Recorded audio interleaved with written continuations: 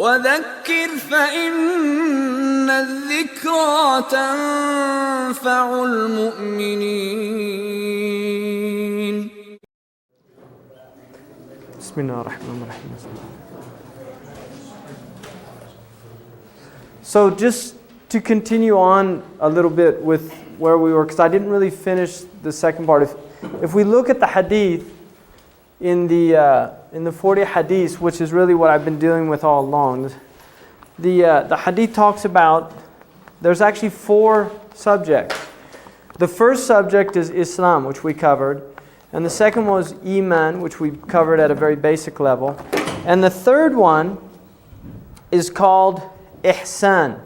Now, if we look at it in terms of dimensionality, the first dimension is Islam. That's the first dimension, which would relate to like a vertical dimension, or horizontal rather. The second dimension is Iman, which would be the dimension of height. So you have breadth and height.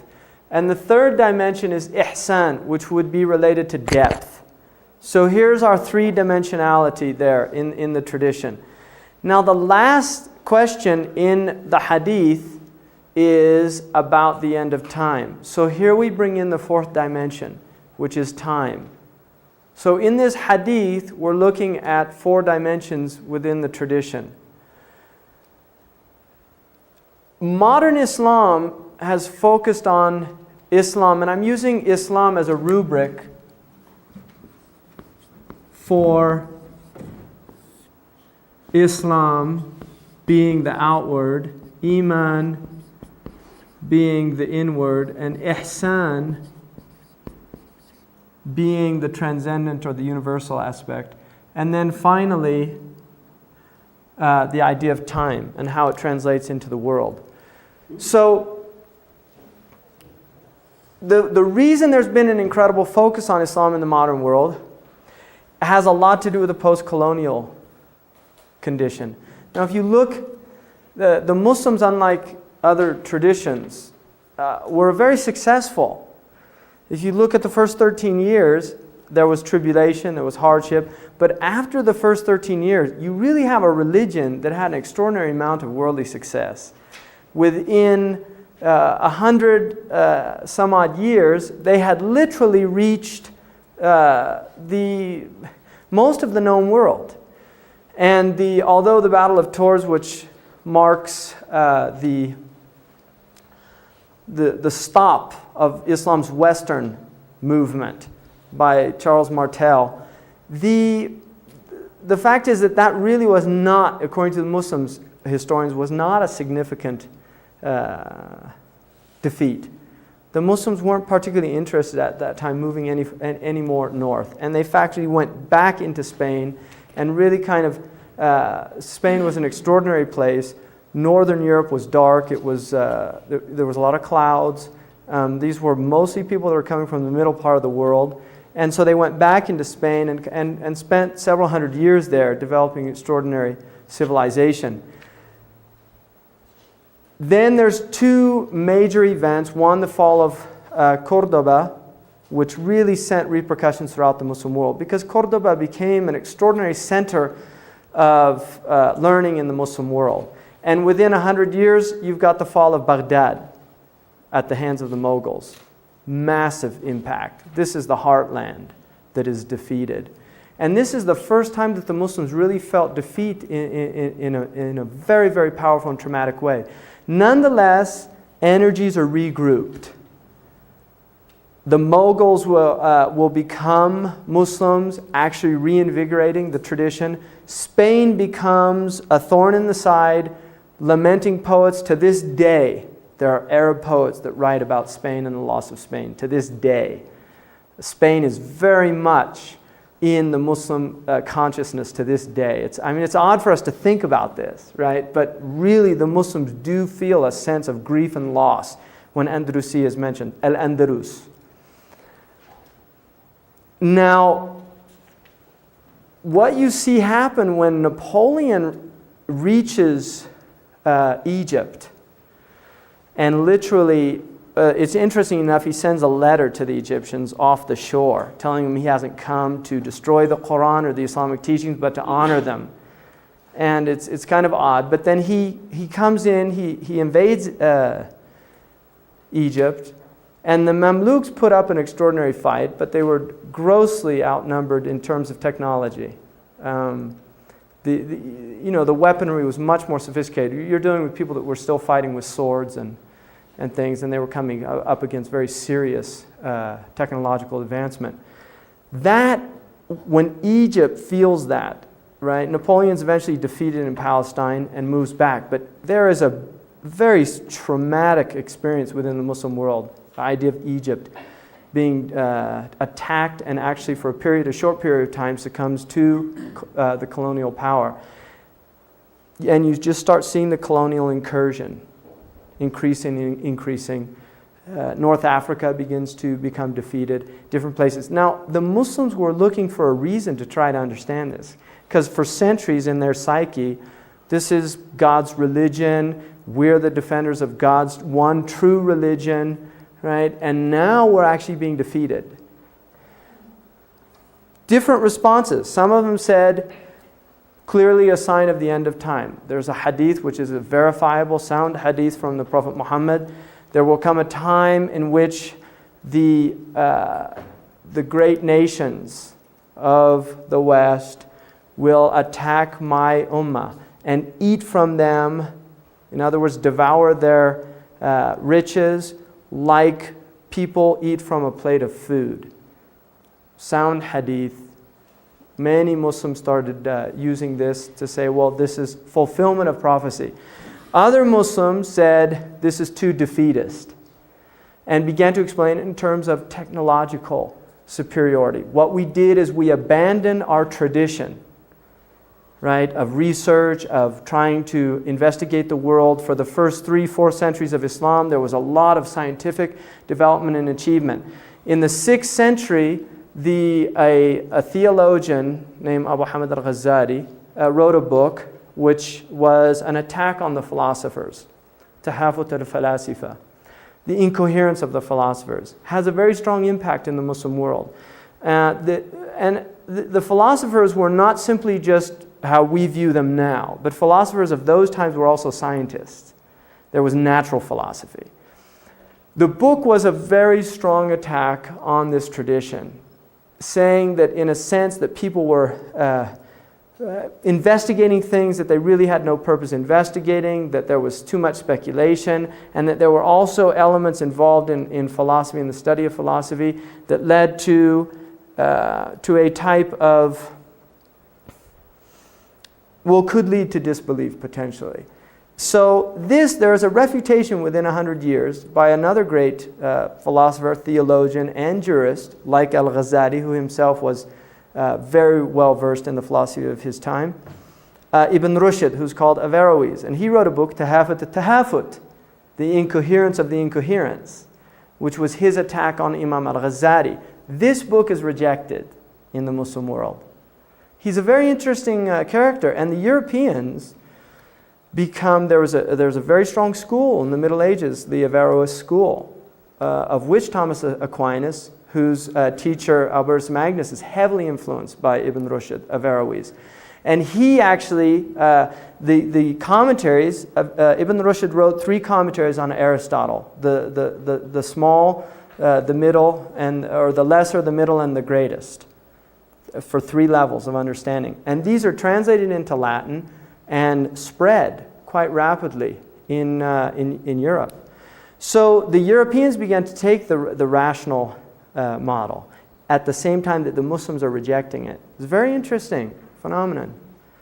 So basically, there was a group of Muslims, particularly in 19th century Egypt, who begin to say, this is our problem. We abandoned the rationalist model and took this super-rationalist or spiritual model, and we've forgotten the world.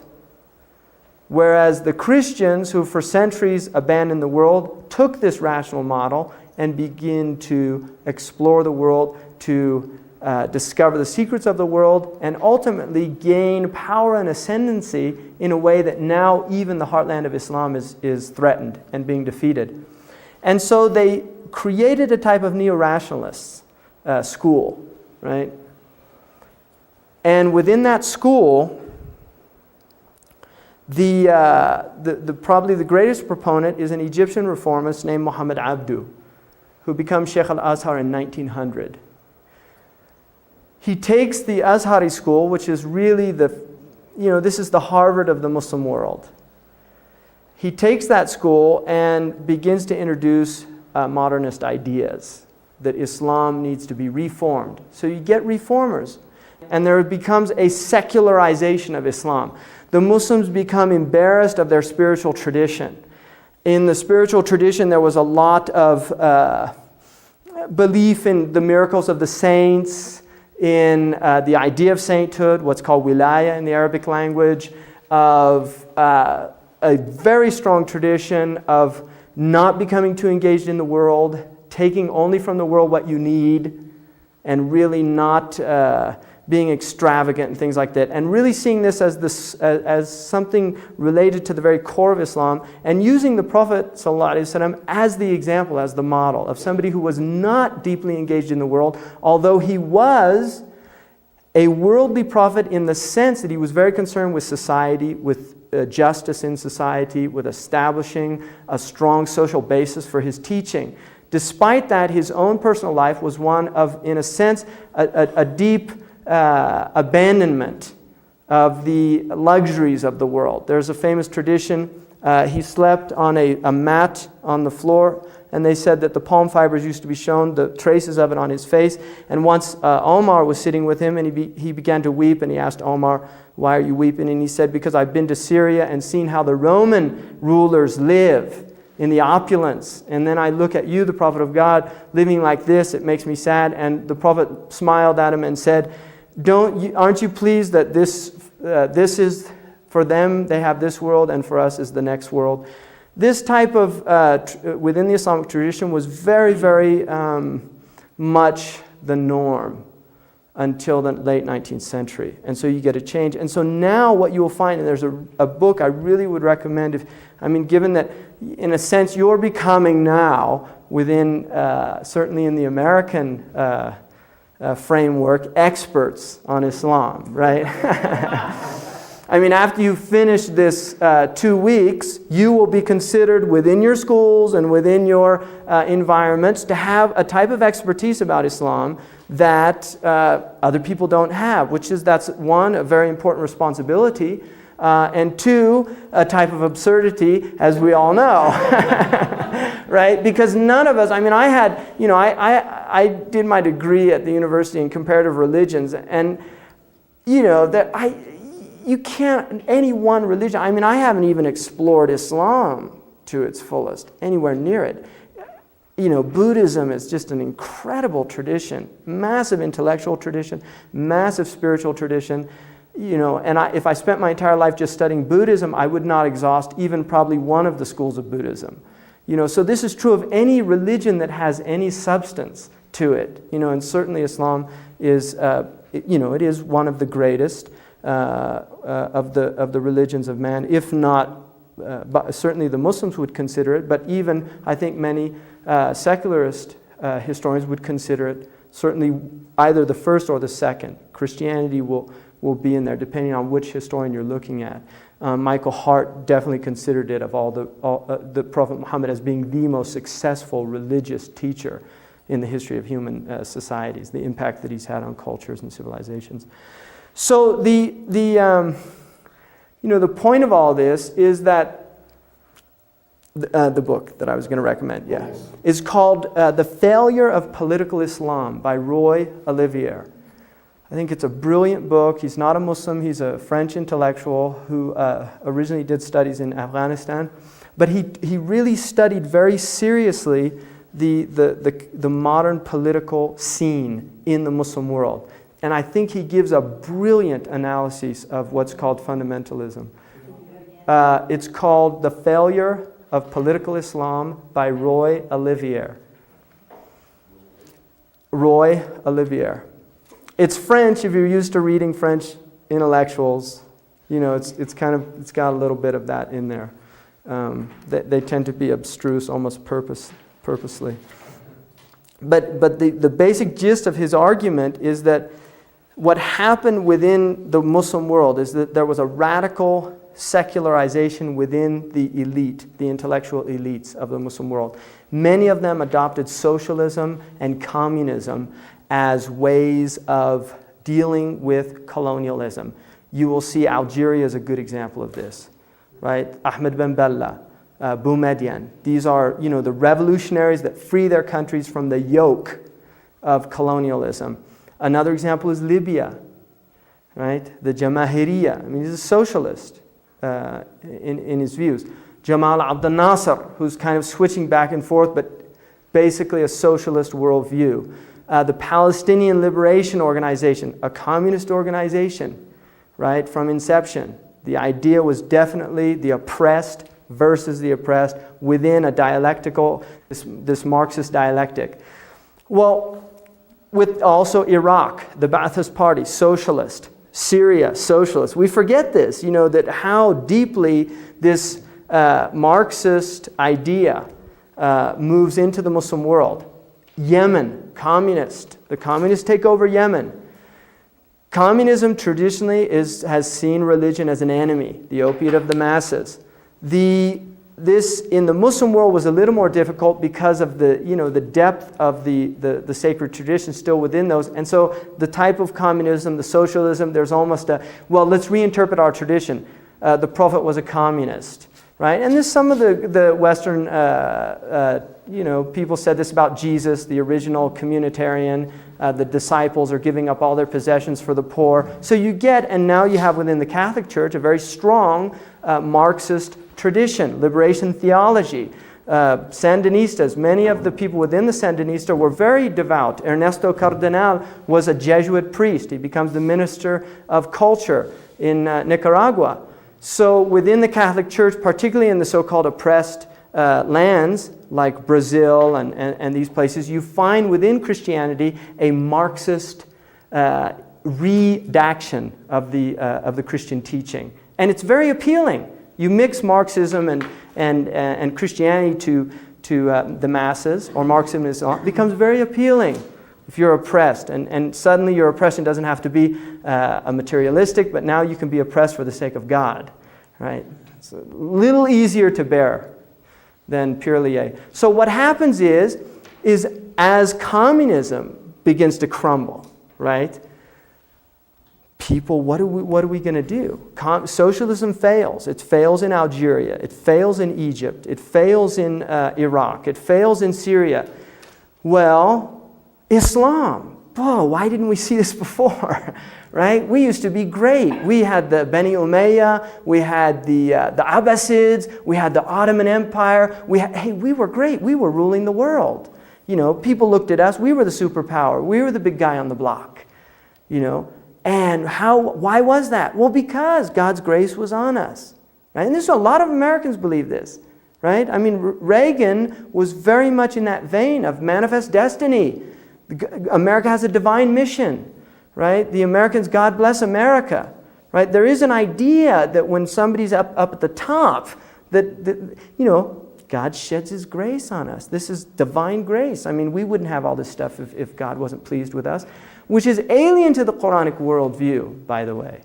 The Quran says if God gives man a lot, then man says, oh, God's pleased with me. And if He gives him a hard time, man says, He's angry at me, He's upset with me. Whereas from the Quranic worldview, the testing is good and evil. You're tested with want and abundance. That they're both tests from God. So what happens within the Muslim world is that suddenly all these people that were Marxists in the 1970s are becoming radical Islamists of the 1980s. I mean, quite literally. And you change the vocabulary because it's very similar. Political slogans aren't that different. I mean, you could start shouting about freedom in Islam. Well, you can shout about freedom as a communist, and Not a whole lot of difference. And so what happens is you get a lot of young people coming into these movements, these political movements, that are basically emphasizing social justice. Very little emphasis on the traditional teaching of Islam, which deals with 3 dimensions. There is a focus on one dimension, which is Islam. And this is why you have a great deal of one-dimensional Islam in the Muslim world. The problem with focusing on one dimension, and particularly the outward dimension, is religious people are very often unpleasant people to be around, right? That has been my experience. My life on this planet, some of the worst people that I've ever been around are religious people, and feeling much more comfortable with a secular humanist. Although I've been around some very rabid fundamentalist secular humanists as well, right? Because you get both sides. But I think definitely within the religious tradition, the great danger of religion is religiosity, right? With self-righteousness, with being judgmental, with suddenly, I'm right, you're all wrong. God's on my side, He's not on your side. This is a real trap for any practitioner of a religious teaching. And it is certainly a trap within the Islamic tradition, just as it is in every other tradition. I don't sense in any way that it was the spirit of the Prophet Muhammad's teaching. I'll give you an example of one of the tabi'een, second generation, to ask one of the Sahaba. He said, we had a woman who died amongst us who died without a mahram. And should we, in other words, she didn't have a relative. She was living alone. And he said, so should we wash her and bury her? And the man just said to her, we didn't make things that difficult during the time of the Prophet sallallahu alaihi wasallam. In other words, bury the poor woman, and give me a break, right? In other words, what happens is the spirit of the law gets lost with the letter of the law. And Islam is a tradition that really is trying to unify the idea of the spirit of the law and the letter of the law. That you cannot have one without the other. If there's too much justice, you end up with wrath. If there's too much mercy, you end up with a type of social chaos. So the Islamic teaching is trying to join these two. The problem with a modern Islam is there is a massive focus on wrath, on anger. And this is what would be termed in the Nietzschean worldview as the slave mentality of resentment. That the oppressed suddenly has a special status within human society because of the experience of suffering. I am suffering and you are not. Therefore, I am ipso facto better than you. Right? This is a real trap in the human psyche. You see, because you're not suffering the way I am, I'm better than you. And no moral superiority, no superiority of action, simply by the one fundamental issue of suffering. And this is a trap, and this is what Roy Olivier says is the real crisis of the Muslim world, as long as they stay in this framework, as long as they have this mentality, they can't pull themselves up. It's a completely disempowering condition to be in. You see, this is what Warithuddin Muhammad, W.D. Muhammad once said, talking about within this culture, for the African American to be demanding reparations, to be demanding, I've got 400 years of injustice, and I'm not going to do anything until you rectify the wrongs that have been done to me. What W.D. Muhammad said about that, he said, this is like a man who's literally been mugged. He's left there dying on the ground. A man comes and offers him his hand to pick him up, and he says, no, I'm not getting up until the guy that did this comes back and apologizes to me. That is a disempowering situation, because the guy that did that is most likely not going to come back and apologize to you, and you will wallow in your self-pity because people are not going to help you up. Right? And this is really, in many ways, I think, the condition of the Muslim world. So I've just kind of put this in a context in order to go into the next realm of Islam, which is called Ihsan, because it is probably, of all the teachings of Islam, the most forgotten. And traditionally, it went under the category of what is called, in the West, Sufism. Or, in the Muslim world, Tasawwuf. The Arabic term literally means to wear wool. The idea was that some of the early peoples wore wool as a type of declaration of their position in the world. Wool is not a very comfortable garment. It's kind of a rough. And so the idea is that there was kind of I'm going to deal with the world, in a sense of just dealing by really giving it up, in a sense. And so there's an idea of zuhud, or doing without, or giving up. But the fundamental, I think, aspect of tasawwuf is related to this idea of ihsan. Now, in the hadith, the Prophet, peace be upon him, is asked by Jibreel, tell me about ihsan. And he says, ihsan is to worship God as if you see God. And if you do not see God, you know God sees you. This is seen within the Islamic framework as the highest level of human possibility. You now are an individual who is in the divine presence. Because of that, your actions are no longer checked by outward social mechanisms. There is an internal mechanism that is working within the human psyche that is going to prevent you from doing that which will take you to your destruction. If you want to look at it in materialistic terms, you could see it as always really interesting. There's a guy here in New Mexico. He was driving with everybody else about 80 miles per hour. They saw one of the New Mexican police, and everybody slowed down except this guy. He just kept zooming along at 80 miles per hour. Cop turns on his light, pulls him down. He said, "Why didn't you slow down like everybody else?" He said, "I didn't want to be a hypocrite." Right? The idea is that why is it that in the presence of authority, suddenly our actions are checked?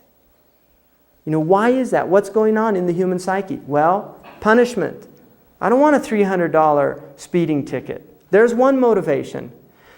Reminder. Oh God, I'm speeding, and there's the authority. He reminds me. That's probably a smaller percentage of individuals, but I'm certain there are some people that, wow, I'm really going fast. They see the police officer, and it reminds them of their actions. So there are many things going on, right? This idea of being checked from the outside is related to what anthropologists term shame cultures, right? Anthropologists divide cultures into shame and guilt cultures. And they have an idea that guilt cultures are higher. Like the Western culture would be seen as a guilt culture. Many African cultures would be considered shame cultures. A guilt culture is a culture where there's an internal mechanism going on. I feel bad if I'm doing wrong. A shame culture is a culture where, oh my God, so-and-so's seeing me. He's going to tell so-and-so. In other words, there's an external mechanism that's checking my actions. From the Islamic viewpoint, Islam is a shame religion, but it is not the society that you want to check your action. It is the fact that you are being watched by God. And this is why ihsan is related to seeing. In other words, you feel the presence of God and you feel ashamed before God to be doing an action that would be displeasing to God. This is the idea of shame. And the Prophet said, every tradition has a characteristic, and the characteristic of my tradition is shame. But it is not shame before the society, it is shame before God. And one of the things is that the Prophet said, feel shame before the angels. That there are angels, there's an angelic presence that when we do things. And many people, it's interesting, but many people are ashamed. They do things. I had a friend who worked in a video store, and he was telling me how people that came in for pornographic films would always use these euphemisms. When they would ask to where the section, if they couldn't find it, or do you have these things, right? And he said that he could see that a lot of times they would walk around and they'd be embarrassed to come up and just say to them, because there is a sense of shame. There's still within our culture certain mechanisms in the culture that people feel shame about certain things. And one of them would be that. There are many examples of that. And we're a culture also that in many ways is throwing off the garments of shame. I mean, we're losing that sense too as the Christian influence in this culture, the Judaic Christian influence in this culture diminishes. So, if you look at the root of this word here, ihsan, it is literally to make beautiful. To make something beautiful. And it's interesting about the three words of Islam, Iman, and Ihsan. They're all on the same form in the Arabic language. I told you there were 15 verbal forms. They're on the fourth form, which is a doing, making something happen. So Islam is making submission happen. You are making it happen. Iman is making faith happen. You are making it happen. Ihsan is making beauty happen. Now here's an idea. There's an ethicist, an American ethicist, Chisholm, who his ethical theory was that ethics is nothing other than aesthetics, that ethics is really a branch of aesthetics. In other words, that an ethical act is a beautiful act. And this is why people recognize it. You know, what a wonderful thing that person did. That was a beautiful thing to do, right? There's an idea, there's a recognition in the human being when they see an act of an ethical act done, that it impresses them. There's something congruous about it, right? The person that brings the money back, there was too much money given in the change. That's something that, you know, it surprises people nowadays. Hey, thank you, you know, like that. It's a shock. Well, there's an idea there that there's a harmony, that something's incongruous. There's something that is not harmonious that occurs in an unethical act, and that what an ethical act does is it returns that harmony to the act itself. Now the word is Hasan, comes from Hasan. Now the interesting thing, there are many ways to say beautiful in Arabic, and one of them is Jamal, and we talked about that, Jamal and Jalal. Jamal. Jamal, now does anybody know the Arabic word for camel? Camel? Jamal, right? Camel is from Jamal, because the Egyptians say Gamal. They pronounce the jim Gamal. So when the Europeans first heard it, they heard Gamal, camel, right? So camel is from Jamal. Jamal, in the Arabic language, when you say hiya jamilatun, she's beautiful, what you're saying is her nose is beautiful. Because the Arabs, if you look at a camel, it's got a very beautiful nose, right? So for the Arabs, the beauty of the camel is the nose, right? Hasan relates to the eye. When you call somebody Hasanul Hay'a, they have beauty, it relates to the eye. Husna is beauty in the eye. You see, the Arabs have many, many words to their very specific language, right? There's a word for a table that has food on it called ma'ida. If it doesn't have food, it's called khawan. So they get very specific. So Hasan relates to the eye. Now it's interesting that the idea of ihsan is seeing. There is an idea that the human being recognizes beauty, that we are beauty recognizers, that there's something within our neurological or spiritual or psychosocial character that recognizes beauty. But it is not enough, according to the Islamic tradition, to recognize beauty. You must also be a beauty producer. You must be contributing yourselves. This can only occur with spiritual development. Now, the Muslims would say some people are born with pure hearts. The traditional Muslim scholars say there are some people that are born with good hearts. They don't need a lot of work on their hearts. They have a type of selfless nature. They will prefer, they will give, they will do these things. Now, a materialist might look at these things very cynically, right? In fact, there's a principle in philosophy called the hedonistic principle, which is that people really only do good things because it makes them feel good. So there's a type of pleasure that one derives out of doing good things. And this is the way many people will interpret a good act, that they're really doing it for themselves. Right? From the Muslim point of view, that's not really, it's almost irrelevant. that. In other words, that the idea of doing good, that if you do feel good, that is something that God, that is another divine mechanism that would encourage one to do this. And the Muslims would say that really, in a sense, that a person will not be fulfilled in life until they become somebody who is a muhsin. If you look throughout the Qur'an, again and again, you will come to this idea of Allah loves the beauty makers. Allah loves the muhsinin. Allah is with the muhsinin. Many, many verses that deal with this idea of ihsan. If you look at the Muslim world traditionally, and I think also many aspects of the Christian world, of the Chinese world, you will see a desire to embellish, a desire to make something beautiful. From the Muslim point of view, that is a spiritual organ in the human being, which is manifesting in the world. And so the idea of building a mosque that is not simply a place of worship, but also there is something aesthetic. When the individual enters into the sacred space, they recognize something beautiful about that. And it can be in simplicity. It doesn't have to be this massive ornamentation. No, it can be quite simple. One of the really interesting things about the modern Muslim world is that you will notice that there is almost an absence in much of the modern Muslim world of this type of beauty. It's quite sad. Plastic, these plastic wall things to hang on your wall that have Qur'an on them. In where Sidi Abdallah comes from, this Mauritanian man, they drink out of wooden bowls, but they always carve designs on the wooden bowl. It's not simply a bowl. You don't just make it a bowl. It's a drinking bowl. So they put things that are pleasurable to the eye. They have pillows there, and these are very primitive in terms of how they're living. They have these pillows that are made out of leather, but the women design these really incredibly beautiful patterns on the pillow. So the pillow is not just functional, right? The Bauhausian type of just functionality, right? That has something essentially ugly in its nature. It's more than functional. It is also life-enhancing. It embellishes one's life on earth.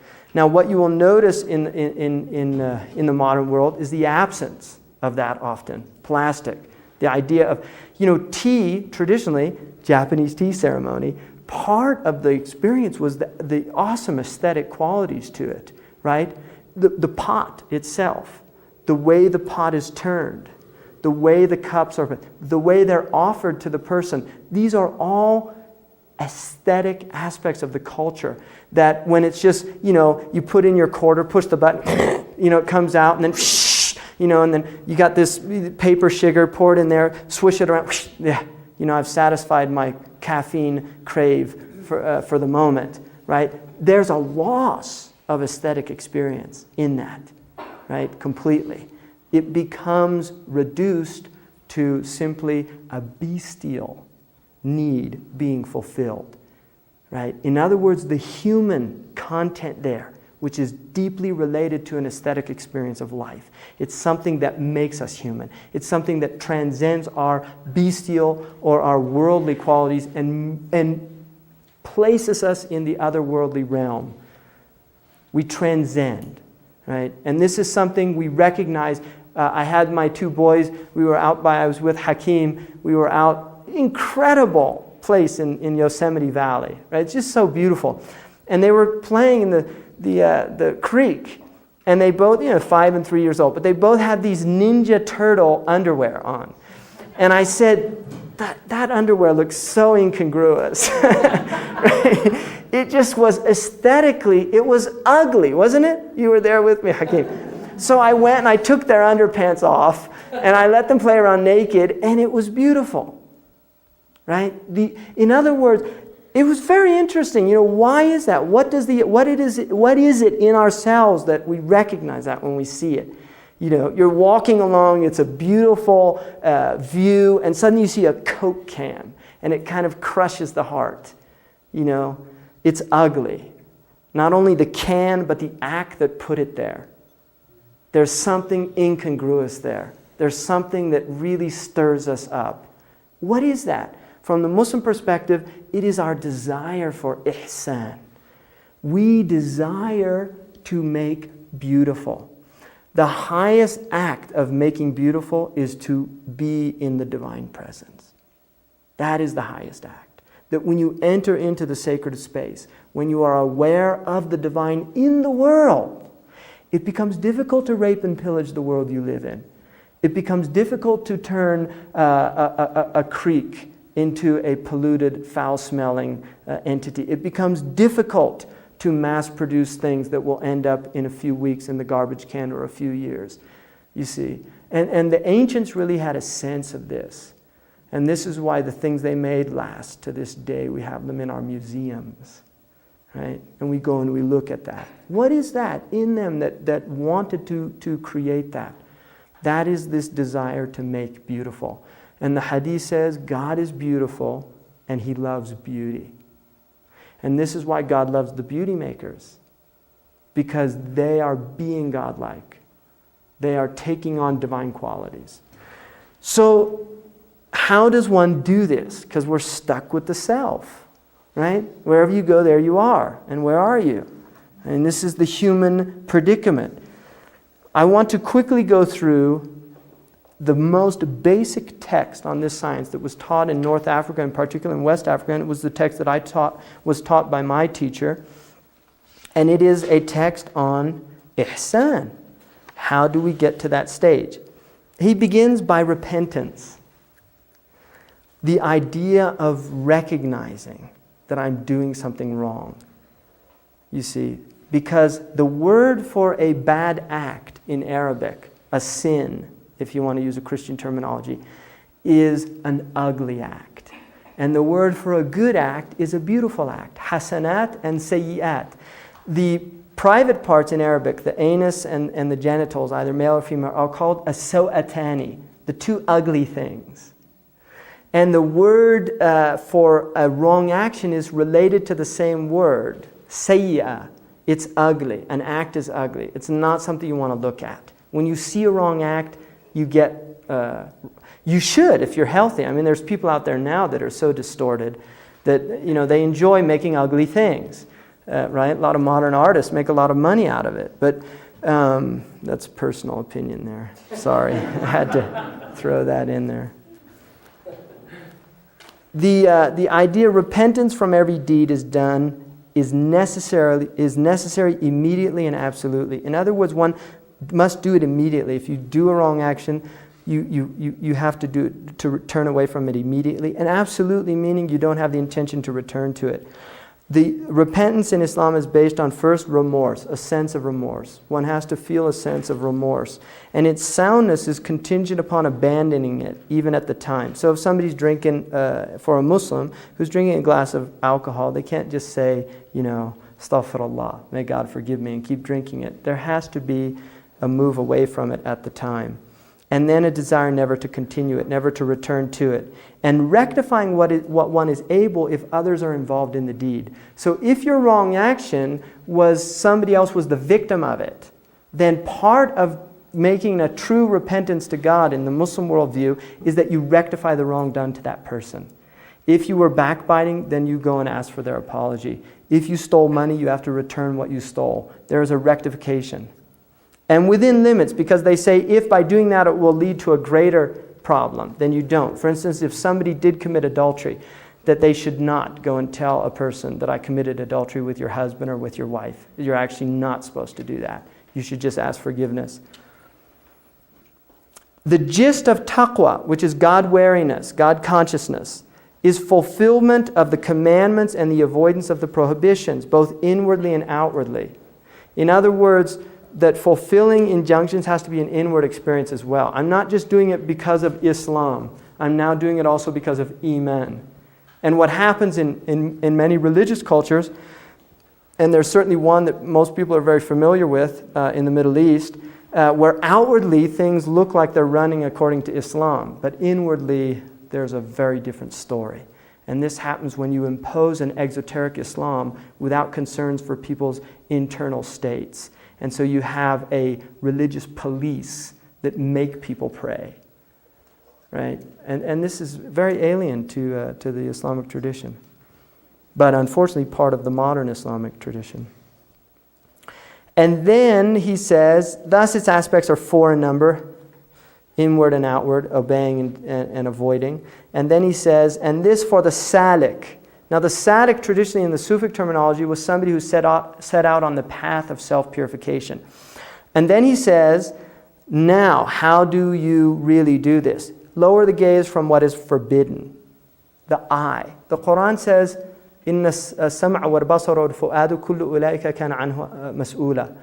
The eye, the ears, and the heart, the human being is responsible for them.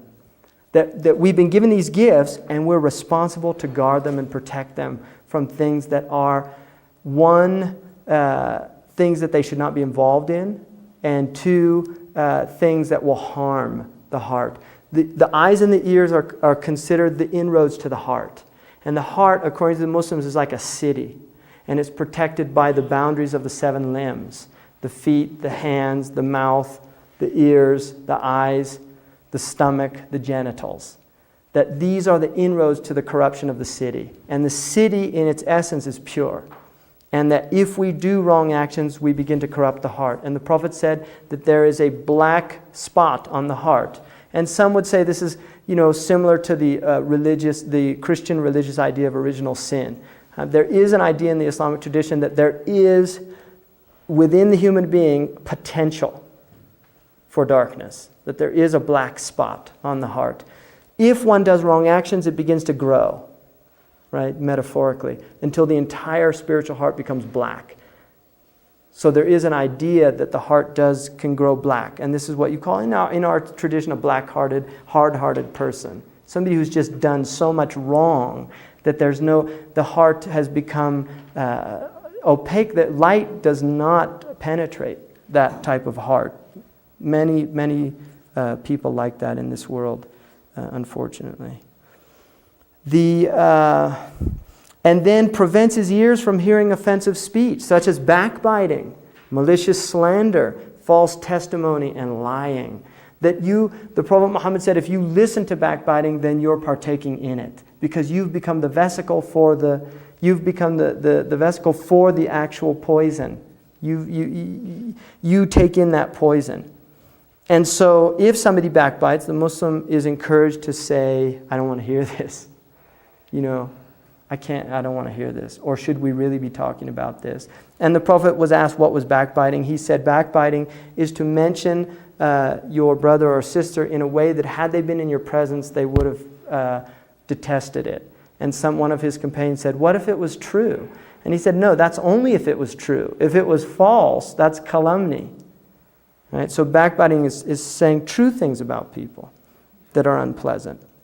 And we know the insidious effects that it has within our workspaces and within our, right? And one of the Muslim Sufis once said, whenever you hear somebody backbiting to you about somebody else, be sure that he's going to be backbiting about you to somebody else, right? Because it's nature, right? There's a nature there that's emerging, that's showing up. And then he says, it is more obvious that the tongue should abandon what was mentioned. In other words, if it's prohibited to listen to these things, how much greater is it to be the one who's perpetrating or speaking about it? Now, obviously, there are circumstances in the Islamic tradition where you can say things about people, like bearing witness against them in a court of law, asking a position. If somebody asks you, if you had business transactions with somebody who cheated you, and somebody says, listen, I'm thinking about going into business with so-and-so, how was your experience with them? You're obligated to tell them, I had a bad experience with them, with the condition that you don't embellish it. And by the way, he drinks too, right?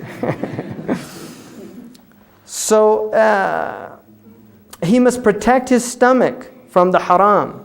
In other words, one has to guard one's stomach from what was prohibited. For the Muslim, this is part of, and it's interesting, the idea of you are what you eat is actually quite classic. In the book on the medicine of the Prophet by Ibn Qayyim al-Jawziyah, which is a medieval text on prophetic medicine, he said one of the reasons why vicious animals, their meat was prohibited is because you don't want to take on the qualities of that animal, right? Like a lion or a tiger. And so the idea of guarding one's stomach. Now, obviously, pig and alcohol are absolutely prohibited for the Muslim, but this also involves food that was acquired through prohibited means. and really strong in the Islamic tradition, to avoid buying food with money that was not, because that would make the food prohibited as well. And there is a tradition that, that the Prophet Muhammad said, whoever eats the haram, then his body that grows from that, the fire is more worthy of it. In other words, that what you eat is very important. The early Muslims, Imam al-Qushayri said, they were more concerned about what they put into their stomach than about any other single practice that they were doing other than the obligatory prayer and things like that. That they were very, very wary about just guarding what they ate. There's a wonderful book for people who like books called A Diet for a New America by John Robbins. Now, one of the things that he says in there that I think is really interesting is he says the fact that the animals in this country they are literally terrorized. He called it animal Auschwitzes, right? Where they live in terror constantly. And he said that there's a reality to that, this animal has a psyche, it has feelings. Animals do have emotions. And there's a reality to putting that out into the meat. That you're consuming an animal who has lived in terror all its life. Like veal, their short, terrified lives. And he felt that there is something that does affect us. And he thought a lot of the anxiety of the American people and a lot of the fears within our culture are related to the fact that we're eating this stuff. It's a really interesting book. It's not a crazy book, I don't think, at all. It's a very thoughtful and interesting book for people. Could you repeat it again? A Diet for a New America by John Robbins. He was the Baskin and Robbins. He was one of the heirs to that empire, and he kind of gave it up. He went on a real tirade against the meat and dairy industry. And it's interesting how powerful that industry is, right, in this country, because a lot of you probably know, being teachers, that, we were indoctrinated as children. You had the 4 food groups. Totally unscientific. Everybody knew it was, but that's what we were told, 4 food groups. Well, the National Academy for Health decided to, upgrade it, make it more scientific. Well, they did their food pyramid, which had meat and dairy, this tiny little thing up there, and the meat and dairy lobby getting infuriated by this, lobbied heavily, and actually changed the pyramid. So now we're looking at a pyramid that has a bigger chunk of meat and dairy, not based on any scientific ground, but purely based on the power of one group to lobby in Washington. Very interesting. He stops all matters until he ascertains the judgment Allah has decreed concerning them. This is the idea of taqwa, of wariness, to find out what is the hukm, what is the judgment in this thing. If I'm going to buy and sell, because in Islam there's things that you can't sell or buy, like things that don't benefit people. Right? So there goes 2/3 of American industry, right? Walmart's down the drain, right? He purifies his heart from showing off.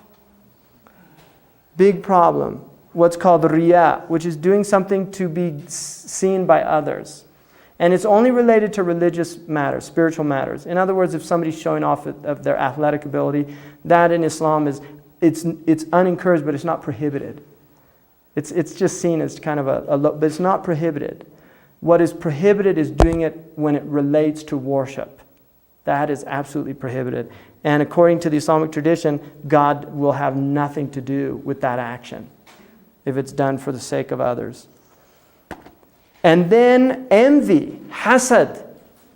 The Prophet Muhammad said, envy eats good actions like fire eats firewood.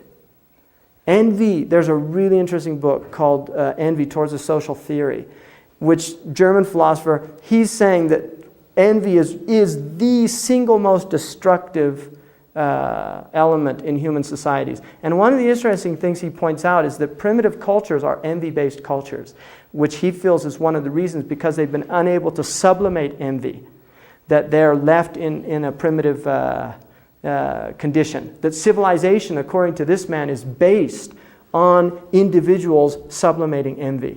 That you cannot create anything. And one of the interesting things, if you look at Steve Covey, who, I've read his books, I don't know if probably a lot of people have read them, 7 Habits and Principle-Centered Leadership.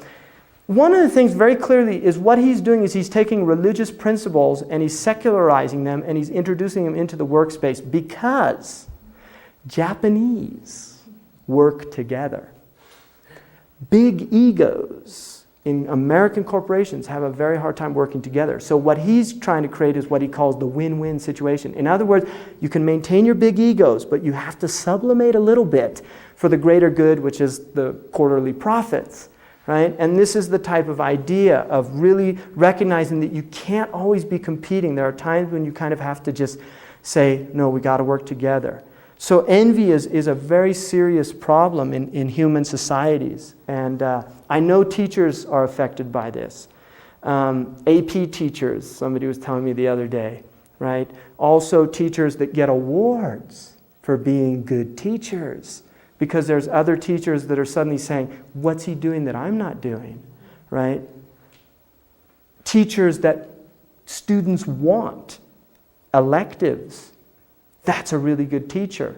There's real problems with that, you know. I mean, I know a lot of you felt the brunt of that because, I have, in my own life, I've seen that. People get really envious of something that from the Muslim point of view is just, it's a gift. You know, you're sharing a gift, right? It's not something, oh, look at me, how wonderful. No, if somebody has a talent, it's a gift from God. And what you do is you share it with others.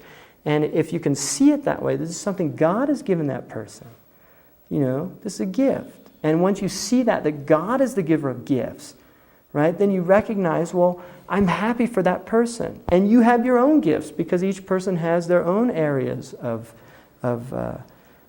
possibility. And envy really destroys. You can't overcome that. You can't become, because what happens with the envier is they're unable to achieve what that person who is the victim of their envy has achieved. They're unable to. It literally will prevent them from doing it.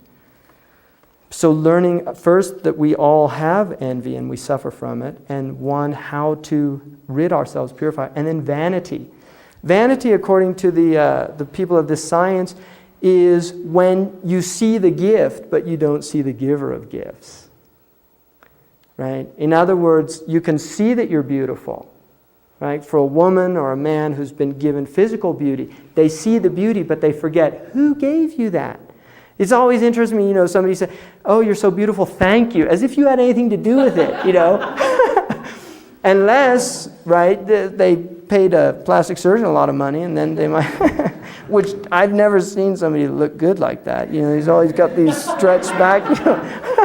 It's very sad that we've done that to women particularly, but even now men are becoming fallen into that. But women, just very sad. Just the inability to age what was traditionally called aging gracefully, right?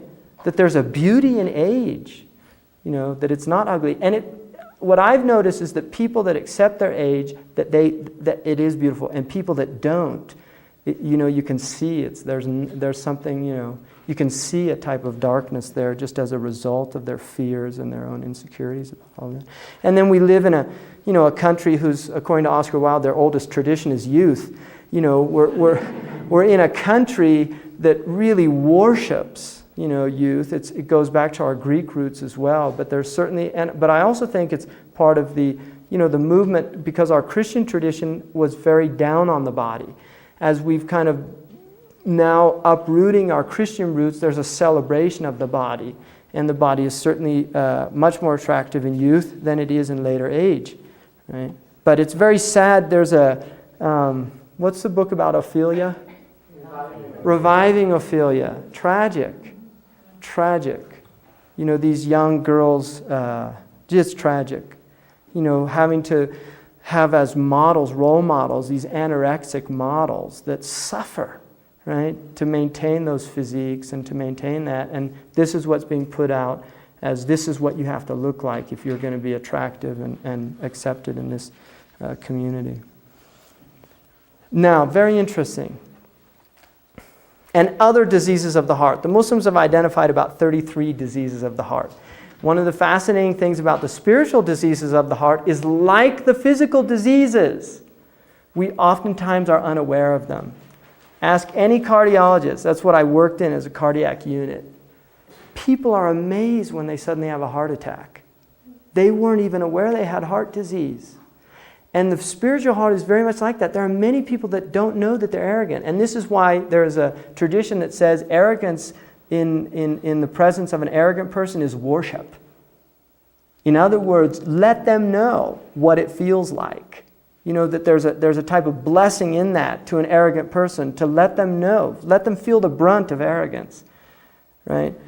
Because many arrogant people are completely unaware of their arrogance.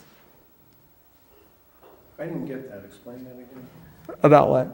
What you just said about an arrogant person? Showing the arrogant person. In other words, if somebody's being arrogant with you, that you one-up them. One of the Arab poets said, أَلَا لَا يَجْهَلَنَّ أَحَدٌ عَلَيْنَا فَنَجْهَلَ فَوْقَ جَهْلِ الْجَاهِلِينَ. If anybody's going to be arrogant with me, I'm going to show him an arrogance he'll never forget. Right? And the idea is, it's like a medicine. You know, you're just giving them a little taste. You know, do you like it? You know, because a lot of people are very unaware of that state, and it's a very unfortunate ailment of the heart. And it can be cured. All these diseases, according to the Muslims, are curable. The fountainhead. And then he says, and know that the source of all these infirmities. Now he's going to, instead of going into the 33, he's going to tell you what is the root cause. So if you can work on the root, you don't have to worry about the branches. You can uproot it all. You get the weed by the roots, the weed dies. The fountainhead of all misdeeds here, that the source of all these infirmities, love of leadership and procrastination. The idea is love of leadership is me. I want to be in charge. I want to be the one ahead. I want to be the one. And this is more subtle than wanting to be the president or wanting to be, you know, it's about wanting a position in the eyes of others. It's about wanting to have a position. Jah, what they call hubb al-jah. The Prophet said, love of wealth and love of position amongst people is more dangerous to the religion of an individual than two hungry wolves in the midst of sheep. And procrastination is related to, according to the Islamic tradition, the ultimate procrastination, which is the next world, with death. Putting off the idea of death. I'm not going to think about it. Let's not talk about it. There is a very important spiritual practice in the Islamic tradition and in other traditions of contemplating death, reflecting about death every day, taking some time and thinking about going into non-existence, right? And the idea is that it's a waking up, it's a pattern break, because life, we get this idea that we're going on forever, right? And even as the body begins to wane, we still, it's just hard to keep that in focus, that we do die. And the idea is that if you can become aware of your death, then experiences with people become more important. That the moments that we live, the moments that we share with our family are more important. The idea that death is something that can take us at any time, that can seize us at any time. It's not a morbid type of you start wearing black and no. The idea is literally of becoming really aware of one's mortality in a way that enables one to live in the world and be free. And really this is the idea that through acceptance of death is the ultimate freedom. As long as you're afraid of death, everything will cause fear. Fear of provision, fear of insecurity, all these things. That if you can accept one's death, then you can accept anything. So the idea of really becoming aware. And then when you begin to think about death, there's a tradition that says, work for this world as if you would live forever, but work for the next world as if you would die tomorrow. So the idea is that you begin to prepare for that. That this is a type of, Rumi has a wonderful poem where he says that on the day of resurrection, God says, tell me what you did. And he says that the man just falls down to his knees, nothing. And he looks over to the prophets, and the prophets say, don't look at us. You left the plow in the middle of the field. And now's the day of harvest. In other words, the idea that this world is a world for literally plowing, for preparing for the next world, and that you reap the fruits of the next world. So that is part of it. And then he says, the fountainhead of all misdeeds is love of this world, right? In Buddhism, you have the Four Noble Truths. The first truth, the world is suffering. The second truth, suffering is a result of attachment. The more we love the world, the greater our suffering. There's an Islamic tradition that Jesus said that to the degree of your attachment to this world is the degree of your suffering when tribulation befalls you.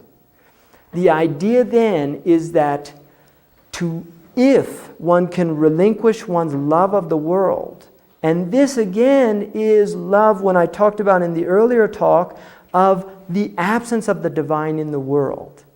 Right? Because when the world is imbued with the divine presence, then the love that one shows is because of the divine presence. It's not for the thing itself. It's not for stuff. It's not for the more I have, the happier I'm going to be. This is not what it's about. It is about relinquishing one's attachment so one becomes free, and then one can be in the world in a way that is beauty-making. Right? One can truly contribute to the human condition in the process of living in the world. The Prophet Muhammad said, smiling in the face of another person is charity. Right? Just to give a person a smile is charity. Right? And that idea of becoming aware that is something that you will be rewarded for in the next world. So making beauty. And then he says, the fountainhead of all misdeeds is love of this world. There is no cure but to turn to God out of absolute necessity. So this is in the Buddhist tradition that there is a way out of suffering, which is the noble path. Well, the Muslims would say the same thing. The way out of suffering would be the sacred law. And the sacred law in Arabic means the path to water. Right? That's literally what it means. The sacred law is the path to water, to being nourished spiritually, having one's thirst truly quenched, not the mirages in the desert, the false water. And then he says, he accompanies a mentor who knows intimately the courses of action. So part of becoming purified is being in the company of people that have already done this. And this is the big problem because most of the books say they don't exist anymore. So we're all in trouble. But the idea of being with somebody who has worked on themselves and keeping good company, protecting that person from the destructive places on the path. That is the person who reminds one of God whenever he sees him, and he takes the servant to his master. He takes himself to account for each breath. In the Islamic tradition, there's a tradition that Moses asked God, what is the most hidden of all your blessings? And he said, the breath. Breath, human breath. And this is why in traditional Buddhism, the first practice that you learn is to become aware of your breath. Right? Just the fact that you're actually breathing in and out. And then he said, he preserves well, he weighs his suggestive thoughts in the scale of sacred law. This is the idea of learning to control thoughts, which is a very high position in Islam. The idea that we can have pure thoughts and that our impure thoughts can be mastered and that we can get beyond this thrust of negativity, that we can actually change the way we think and that we can become positive. There's a beautiful tradition that says, the Prophet Muhammad, peace be upon him, said that God says, I am in the good opinion of my servant. If he thinks good of me, he finds good. And if he thinks bad of me, he finds bad. Which means literally that we are creating our realities. That that the paradigms that reside in our understanding are confirmed by our experience. And as we change those paradigms, then the experience of the world changes qualitatively. And then he says he preserves well the obligatory, which is his capital, and extra acts are his profit, and it is through them that he enters into divine protection. The idea of doing extra acts, that you do what's obligatory, but then you do extra acts. So you pay your zakat, but you give also charity. You give above and beyond. And constantly remembering God with an unperturbed heart, a pure heart. And all of this, there is assistance from your Lord. In other words, if you set out on this path, there will be assistance for it. And then he struggles against the self for the sake of the Lord of sentient beings. And through this, he adorns himself with the stations of certainty. So this is called mujahada, which is jihad, struggling against the lower impulses of the self, that it is a conscious struggle that one has to do. So we do backbite, but we have to struggle against it. I'm doing it again. Entering into a state of remembrance, entering into a state of mindfulness, that we become mindful of our actions, right action, right thought.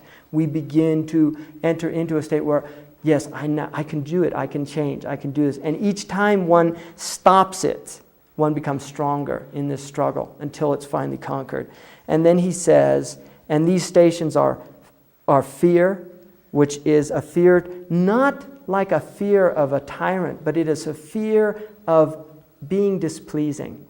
There's a fear of being displeasing, like the fear that one has of upsetting one's parents.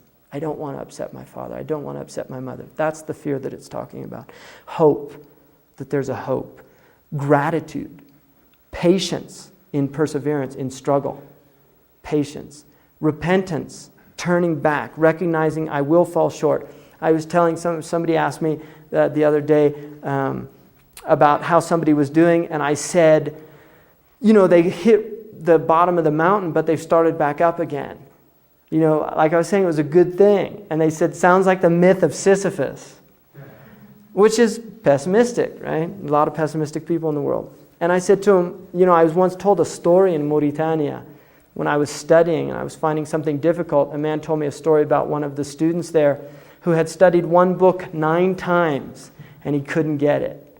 And this book takes about at least a year to study. He couldn't get it. Foundational book in Islamic law. It's a very difficult book. And he decided to give it up. He was just, forget it. I can't do this. He said he went to this place and he was sitting under a tree and there was an ant hill. And he watched an ant taking a crumb up the hill. And every time, right before it got to the top, the crumb would drop and roll back to the bottom of the hill. And this ant did it 9 times, and on the 10th time it made it over. And so the man said, I'm not going to have the aspiration of an ant be greater than mine. So he decided to do it one last time, and he had his opening. So the idea is that no, it's not Sisyphus, that yes, the rock does fall down, and we do start up, but there is a possibility of getting to the top, of achieving what we want, our spiritual aspirations. And then abandoning wants. Most of what we have in our lives, we don't need. They're wants. Learning how to conquer want. This is something we as a people particularly have to do because our wants are having such a massive impact on the rest of the world's needs. I was in a talk for the Commonwealth Club in San Francisco, and one woman said, well, the problem is all the Muslims have too many babies. Right? And I said, the problem is we're consuming 60% of the world's resource and we're only 5% of the population. So before we start pointing the finger at, overpopulated countries, we better think about really how we're using our resources, right? That there are gross imbalances. And we're not, the Muslims are not communists. There is an idea of property. There is an idea that there are wealthy people, there are poor people. The Qur'an says that there's reasons, there's a wisdom behind that. If everybody was the same, who's going to take out the garbage? Really, who's going to, why am I going to do the low jobs and why? But the idea is to recognize that this hierarchy is part of the world, but then to recognize the responsibilities that go along with all of that. And then he says, his actions are done, trust in God, contentment, and the final is contentment, being content. Really feeling content with what you have. That these are achievable. In other words, we have to struggle to get them, but they are things that can be achieved by the human being. And the final one is love, which is the highest station, is to love God with all one's heart. Right? The Christian ideal exists in the Islamic tradition as well. His actions are done sincerely for the one witnessing them. In other words, God alone. That we should do our actions not for anybody else, but for God alone. And he is content with whatever the divine has apportioned for him. Through that he becomes a knower of his Lord, truly free, and otherness has left his heart. Now, in the Islamic tradition, there is an idea of two types of freedom. Freedom from and freedom to. So if you're free from want, then you're free to live.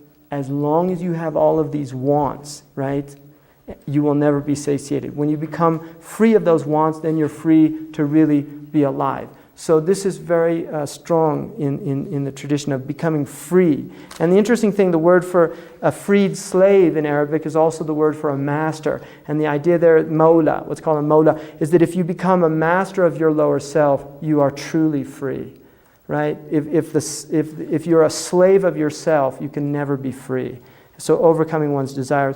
Through that he becomes a knower of his Lord. For this he is loved by God. So all of this work, one enters into a divine love and is chosen for the divine presence, which is the maqam of Ihsan, the station of Ihsan. That is the result of all this struggle. That you begin to experience the divine presence.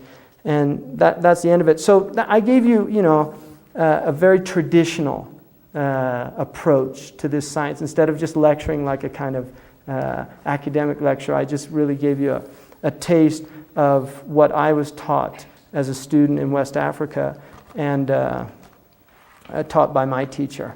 So there's a type of transmission. We say there's a blessing in transmission when you get something that, because this goes all the way back to the Prophet.